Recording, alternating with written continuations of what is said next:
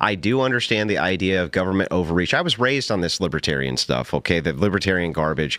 Hey, if we overreach, they're going to use it against us. They don't give a shit. They use everything against us anyway. I just agreed with that point earlier tonight. Andrew Wilson went on Tim Pool's show, Timcast IRL, and took down his entire panel for their woke takes here live on Timcast IRL. Andrew Wilson and Tim Pool and other panelists like Phil Labonte got into it about multiple different issues about morality and flag burning and things like that. And in my opinion, let me know in the comments what you guys think of this. In my opinion, Andrew Wilson absolutely annihilated this entire panel here live on Timcast IRL. Let's get into this clip here where Andrew Wilson and Tim Pool go at it and get into a heated debate here live on Timcast. If you start legislating morality, people are going to say, well, that's legislating religion. That's the argument they're going to use. All laws are morality. Then no more murder laws, no more theft laws. No more, those are all moral laws and guidelines which are taken from Christian ethics. This idea. Marriage laws. Oh, yeah. First of all, we can legislate morality. We do, and we should. And protecting. That's exactly what the left has been doing with. Yeah, good. The thing is like, I know that they're doing that. It's good that we're finally fighting back. And it works for them to a It's large good. degree. We can take their tactics and use them back. I'm sorry the leftists can't burn our flags anymore. That's terrible. But I'll go die for the right to do it. That's stupid. That's always been stupid. And guess what? The argument that I'm making. It doesn't work. It doesn't. It's not the argument that I'm making. Well, what's the argument? The argument that I'm making is you can't have, because of the First Amendment, you can't say, okay, we're going to legislate these religious tenets. Now, I understand the left actually has a religion when it comes to a lot of their ideology, and it actually behaves as a religion, and so they actually have the 10th Amendment. The 10th Amendment says that if the United States government can't do it, the states prospectively can. The United States government can't make a law that says there's national religion. That's it. I strongly feel like that will be. Almost all of our states had a religion. Listen, I strongly feel like that will go to the Supreme Court, and the supremacy clause will kick in, and they'll say you can't do that. You know what? A lot of people made that same argument about Roe v. Wade. It'll go to the Supreme Court and it'll die, and it didn't. And you know what? They might repeal Obergefell. That's going to be great too. Yeah, but those are different. The whole merit precedents, there is going to be religious too. Those are different precedents. The precedent that the Obergefell, I'm not even sure what precedent was for Obergefell, but the idea that you can pass a law that would in some way violate the First Amendment, they're gonna throw look, if a state decides they want to, then they can go ahead and try it and see what the Supreme Court says. There's already been precedent in the Supreme Court for this being called a Christian nation. Right? It was, what was it, Lovejoy? Or I don't remember what the case was, but he literally said it's a Christian nation. If they want to go to, if someone wants to try it and go to the Supreme Court, then fine. Someone can try it, fine. I strongly believe the court will say, no, under the First Amendment, you cannot pass. I think if you make the argument it falls under the 10th Amendment, that you can do some legislative things. Well, like I said, I think that they would say the Supremacy Clause says that the. But I do think. I'm really curious to see what everybody thinks in the comments.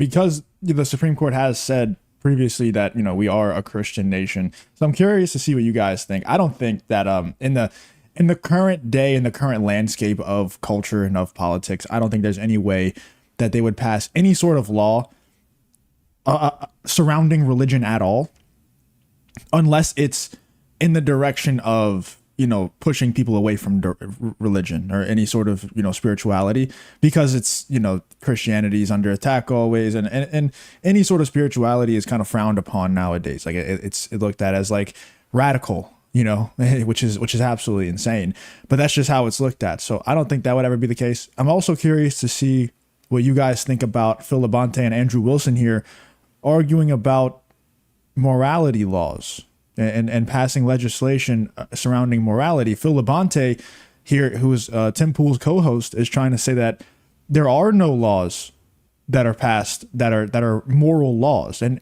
to me, that's a blatant lie. I mean, it's not a lie. He might genuinely think that, but that's really stupid. And Andrew Wilson also agrees that that's pretty stupid, because why, if that's the case, why can't we murder if it's not a moral reason? Like, why not? Why can't we steal? Why can't we do any of these things? Why can't we have slaves? Not saying I would want to. Calm down. I'm just saying, like, why wouldn't we be able to just do whatever we want if it wasn't based on like a moral compass that all humans just have within them? So there obviously is legislation already passed based on morality.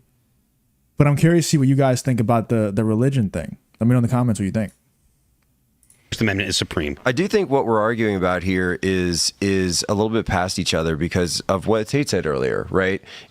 That the people do matter. And even to your point, Phil, the Supreme Court justices matter, and the Supreme Court justices are chosen by the president, who is chosen nominally by the people of the states, and so the people matter, and it is going to come down to the reflections of the people. And so we can get into the nitty gritty of the 10th Amendment, the Supremacy Clause, et cetera, but which side is going to win? Yeah, and that will end up being the side that has had to stack the Part court. of the reason why I would say that the Supremacy Clause would take precedent and that the First Amendment would protect people, would prevent states from doing it, is because the conservative justices, they don't always come down where you think they're going to come down. You can reliably pick what the progressive justices are how they're going to vote, right? You can they're always going to vote in line. Sotomayor and Kagan and what's her name, Kajenti Brown Jackson, they're gonna vote the same way all the time. But you can't reliably predict the other ones. But at the other same time, because why you shouldn't be making this prediction. But in the past, you could. That's why you shouldn't be making this prediction.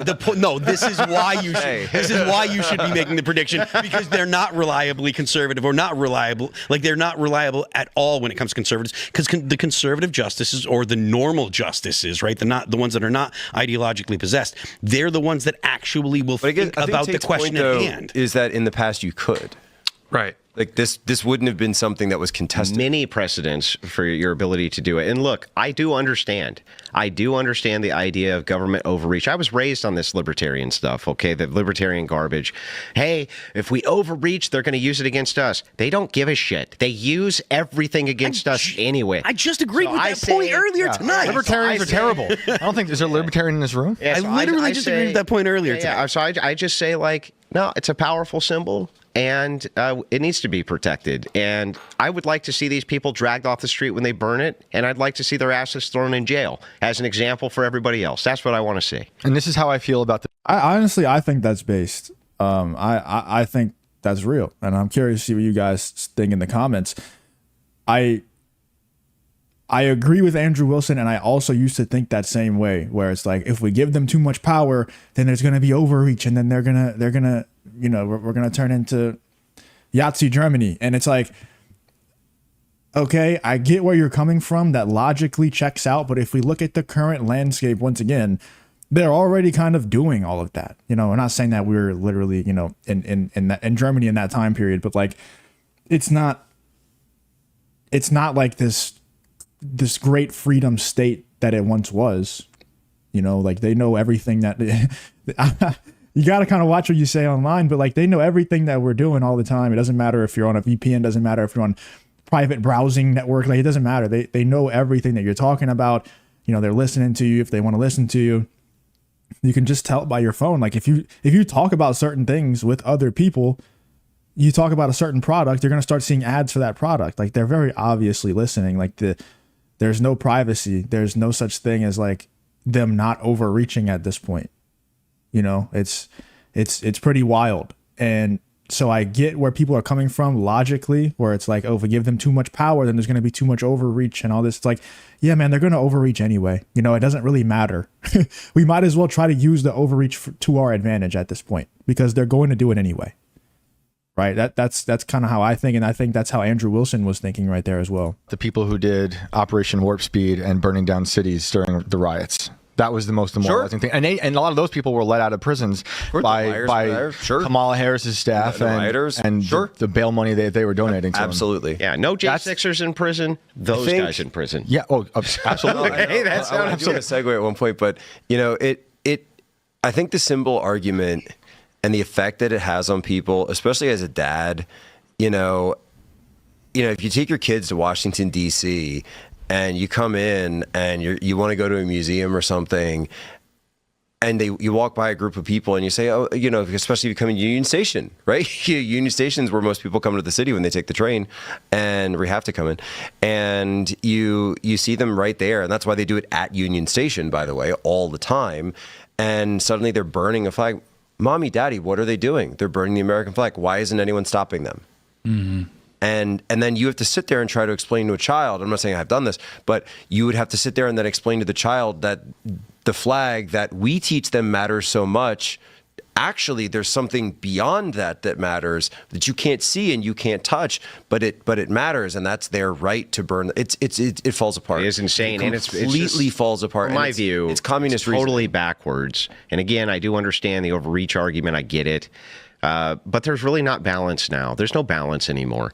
We can't really balance everybody's different priorities because they've already legislated. Yeah, I agree, man. It's time to just forget the playing nice thing and protecting everybody's rights thing, because if you're playing nice, you're trying to be the good guy and say, yeah, like the flag is great and everything, but their right to burn the flag, that's even greater. You know, we got to look at the bigger picture. Like the other side that's burning the flags, they're not thinking like that. They're not thinking like, yeah, we're going to burn this flag, but you know, they have a right to say that we shouldn't burn this flag and maybe we should listen. Like nobody's thinking that way on that side. So if they're playing dirty, we're playing clean, the side that's playing dirty is probably going to win. You know, so it's time that we probably should maybe start to play dirty a little bit. Let me know in the comments though what you guys think about Andrew Wilson going on at Timcast IRL and really just taking on this entire panel and explaining to them why they're wrong here. Let me know in the comments what you guys think about this whole Andrew Wilson versus this Tim Pool panel here live on Timcast IRL.